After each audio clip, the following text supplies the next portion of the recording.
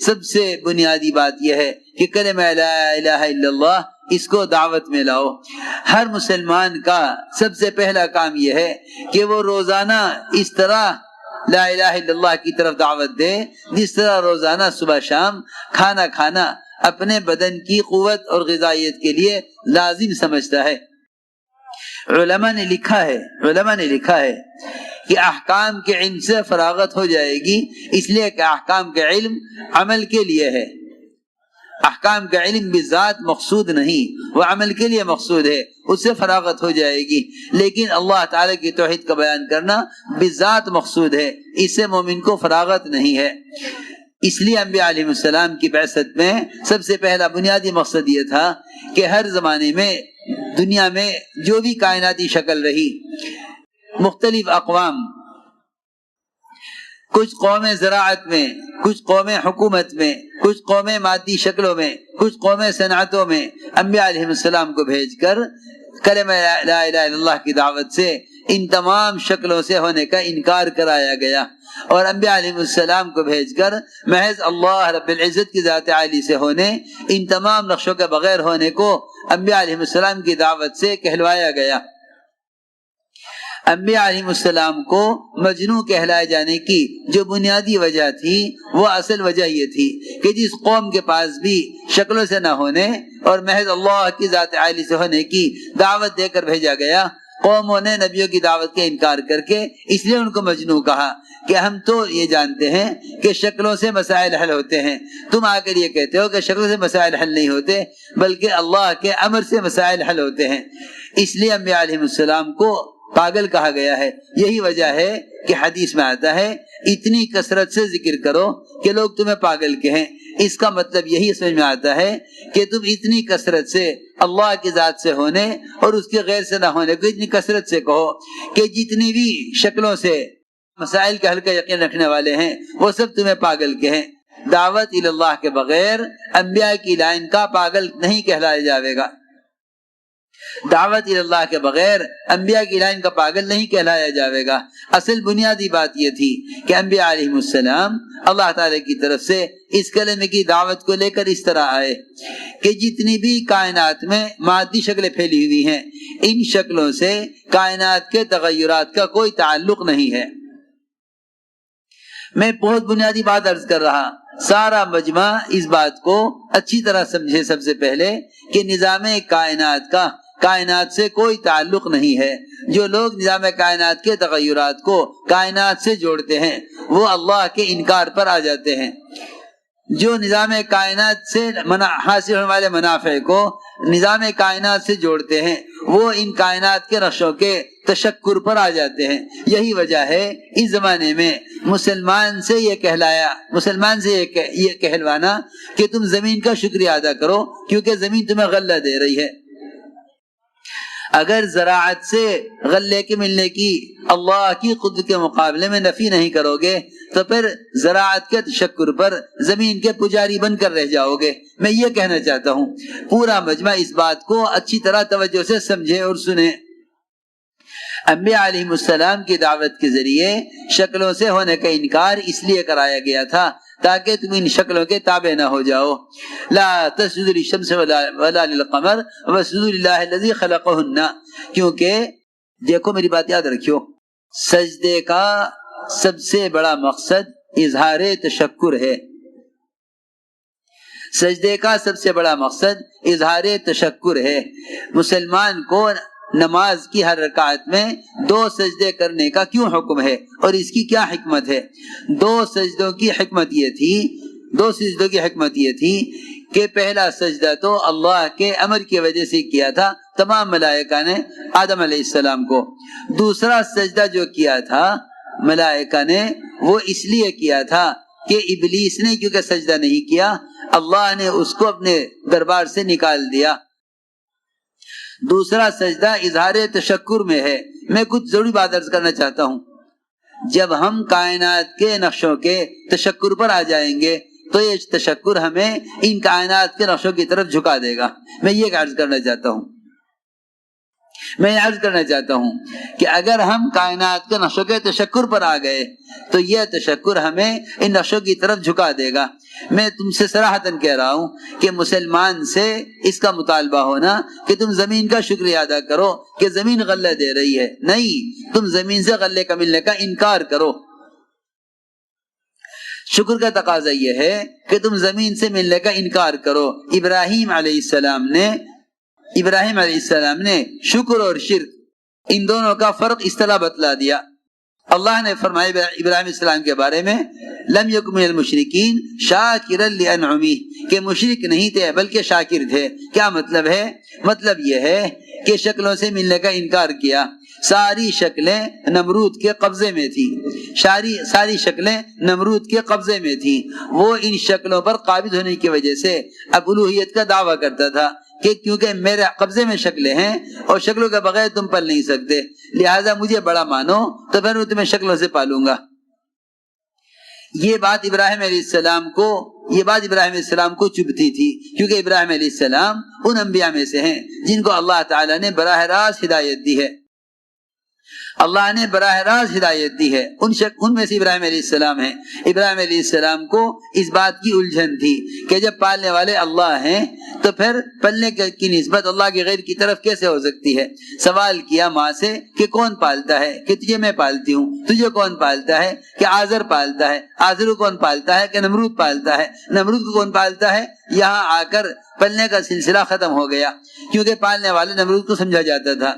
ابراہیم علیہ السلام کو اس بات کی الجھن تھی کہ جب جسمانی اعضاء کے اعتبار سے میں، میری ماں، میرا باپ اور نمرود سب برابر ہیں، تو پھر پالنے کی نسبت اس کی طرف کیوں ہے؟ پالنے والا کوئی اور ہوگا۔ میں عرض کرنا چاہتا ہوں کہ شکلوں کے انکار پر ابراہیم علیہ السلام پر احوال آئے کہ تم پہلے ہمیں بڑا مانو، ہم تمہیں غلہ دیں گے۔ ابراہیم علیہ السلام نے ساری شکلوں کا انکار کیا، نمرود نے غلہ بند کر دیا۔ اس زمانے میں بھی مسلمان اس کوشش میں ہے کہ ہم اگر ان کے اظہار شکر پر آ جاویں تو پھر یہ ہمیں کچھ دے دیں گے۔ میری بات وجہ سے سننا، مسلمان یہ سوچتا ہے کہ اگر ایک بات میں باطل کی بات مان لی جاوے تو پھر یہ ہمیں حق کے معاملے میں کچھ کام کرنے کی گنجائش دے دیں گے۔ ایسا ہرگز نہیں ہے۔ جو اللہ کے غیر سے امید رکھتا ہے اللہ اسے اپنے غیر کے حوالے کر دیتے ہیں۔ اس کی کوئی گنجائش نہیں کہ جتنے بھی مادی اسباب ہیں کسی بھی مادی سبب کا شکریہ ادا کیا جائے، اس لیے کہ شکر کا حق صرف اللہ کے لیے ہے۔ اللہ کے سامنے جھکنا اس کے اظہار تشکر کے لیے ہے، اور یہی ہے عبادت کا خلاصہ۔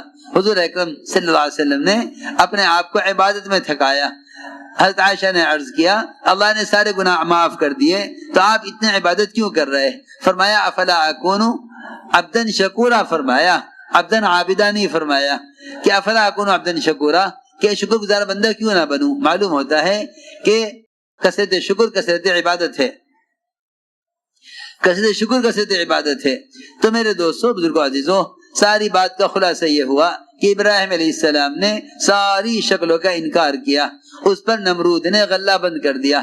اللہ رب العزت نے شکلوں کے انکار پر زمین سے غلہ اگا کر دینے کے بجائے اس مٹی کو ہی اللہ نے آٹے میں تبدیل کر دیا کہ اگر یہ تم سے غلہ روکیں گے تو ہم مٹی سے غلہ اگا کر تمہیں نہیں دیں گے، بلکہ ہم مٹی کو ہی غلہ بنائیں گے۔ میں جو عرض کرنا چاہتا ہوں وہ یہ بات تھی، تم شکلوں کے انکار پر آؤ تو ہم تمہیں شکلوں کے بغیر کامیاب کر کے دکھلاویں گے۔ بات اصل یہ تھی کہ ابراہیم علیہ السلام نے جو مٹی گھر کی لپائی اور ضرورت کے لیے، گھر کی تعمیر کے لیے رکھی تھی، اللہ نے اس مٹی کو ہی آٹے میں تبدیل کر دیا۔ اصل بات یہ تھی کہ تم کائنات کی شکلوں کا قدرت کے مقابلے میں انکار کرو۔ اصل بات یہ ہے کہ اگر مسلمان تمام مادی شکلوں اور کائنات کے نقشوں کے انکار پر نہیں آیا تو پھر یہ کائنات کی شکلیں اس کے اللہ کے درمیان حائل ہو جائیں گی۔ نجومی وہ کہلاتے ہیں جو ستاروں کے پجاری ہیں، نجومی کہلاتے ہیں جو ستاروں کے پجاری ہیں، مجوسی کہلاتے ہیں جو سورج کے پجاری ہیں۔ اسی طرح زمین کے بھی پجاری ہوتے ہیں جو زمین کو معبود سمجھ بیٹھتے ہیں، یہ سمجھ کر کہ زمین غلہ دے رہی ہے۔ میرے دوستو، بزرگوں، عزیزوں، ہر نفع نقصان کی چیز سے اس نفع نقصان کا تاثر کر لینا ہمیں اس چیز کے تابع کر دے گا۔ اس لیے کہا سب سے بنیادی بات یہ ہے کہ اللہ کے غیر کا انکار کرو اللہ کے مقابلے میں۔ نجومیوں کا، ستاروں کے انکار سے نجومیوں کا انکار کرنا اصل ہے۔ حضور اکرم صلی اللہ علیہ وسلم نے اپنے صحابہ کو ایمان اس طرح سکھلایا۔ حدیبیہ کی رات میں بارش ہوئی، فرمایا حضور اکرم صلی اللہ علیہ وسلم نے کہ جو یہ کہے گا بارش فلاں ستارے سے ہوئی، وہ اللہ کا انکار کرنے والا اور ستاروں پر ایمان رکھنے والا ہے۔ جو یہ کہے گا کہ بارش اللہ کے حکم سے ہوئی، وہ ستاروں کا انکار کرنے والا اللہ پر ایمان رکھنے والا ہے۔ یہ ایک میں نے وجہ بتائی، ورنہ اس زمانے میں عام طور سے لوگ یہ سمجھتے ہیں کہ کائنات کا نظام کائنات سے چل رہا ہے۔ ہم کائنات کے نظام کے تغیرات میں کائنات کی شکلوں کا انکار کریں، یہ ہے ایمان سیکھنا، ایمان سکھلانا۔ کائنات کے جتنے بھی تغیرات ہیں ان کے تغیر کا تعلق کائنات کے نقشوں سے نہیں ہے۔ سائنس کا خلاصہ یہ ہے کہ نظام کائنات سے چل رہا۔ ایمان کا تقاضا یہ ہے کہ نظام کائنات براہ راست خالق کائنات سے چل رہا ہے۔ حضور اکرم صلی اللہ علیہ وسلم نے ہر موقع پر اپنے صحابہ کے ذہن کو ظاہری شکلوں سے ہٹا کر اللہ کے امر کی طرف پھیرا۔ ایک صحابی نے آ کے عرض کیا، اونٹوں میں خارش پھیل گئی۔ آپ نے فرمایا اونٹوں میں خارش کیسے پھیل گئی؟ صحابی نے عرض کیا، ایک اونٹ کو ہوئی تھی پھر سب کو ہو گئی۔ آپ نے فرمایا پہلے اونٹ کو کہاں سے ہوئی؟ یہ بتلانے کے لیے کہ اونٹوں میں خارش اونٹوں سے نہیں، ایک اونٹ سے نہیں پھیلی، بلکہ ہر اونٹ کو براہ راست اللہ کے امر سے آئی ہے۔ اللہ رب العزت جس مرض کے لیے، جس بیمار کے لیے فیصلہ کریں گے، وہ بیماری اللہ کے امر سے آئے گی، وہ بیماری اللہ کے امر سے آئے گی۔ عبداللہ ابن عمر رضی اللہ تعالیٰ عنہ کوڑ کے یعنی مجزوم کے ساتھ بیٹھ کر ایک پلیٹ میں کھانا کھاتے تھے۔ لوگ کہتے تھے اسے جزام کی بیماری ہے، آپ اس پلیٹ میں کھانا نہ کھائیں۔ فرماتے تھے جزام کی بیماری کا امر اللہ کی طرف سے اس کے لیے ہے، میرے لیے نہیں ہے۔ یعنی میرا عرض کرنے کا مقصد یہ ہے کہ جب کلمہ لا الہ الا اللہ اس کو اس طرح دعوت میں لاؤ، تم نقل حرکت میں جب نکل کر دعوت دو تو جتنی بھی شکلیں تمہارے سامنے آ رہی، تم ان شکلوں سے نہ ہونے محض اللہ کی ذات عالی سے ہونے کی دعوت دو۔ انبیاء علیہ السلام کو جس طرح کلمے کی دعوت دے کر بھیجا گیا ہے، اس کلمے کی دعوت کا اصل طریقہ وہ ہے جو میں عرض کر رہا کہ تمام مادی شکل کا انکار کیا۔ ہم مادی شکلوں کو چھوڑنے کو نہیں کہتے، البتہ اس سے ہونے کے انکار پر اصرار کرتے ہیں، کیوں حضرت فرماتے تھے اللہ کی ذات عالی سے براہ راست فائدے اٹھانے کے لیے کائنات کی شکل کا یقین نہیں کرنا شرط ہے۔ اگر یعنی کائنات کی شکل کا یقین ہے تو قدرت سے استفادہ نہیں ہو سکتا۔ اس لیے سب سے پہلے کلمہ لا الہ الا اللہ میں اللہ کے غیر کی اس طرح نفی ہے کہ جتنے بھی کائنات کی شکلیں ہیں ان ساری شکلوں سے ہونے کا انکار کرو قدرت کے مقابلے میں۔ ہم مادی شکلوں کو چھوڑنے کو نہیں کہتے، البتہ اس سے ہونے کے انکار پر اصرار کرتے ہیں، کیوں حضرت فرماتے تھے اللہ کی ذات عالی سے براہ راست فائدے اٹھانے کے لیے کائنات کی شکل کا یقین نہیں کرنا شرط ہے۔ اگر کائنات کی شکل کا یقین ہے تو قدرت سے استفادہ نہیں ہو سکتا۔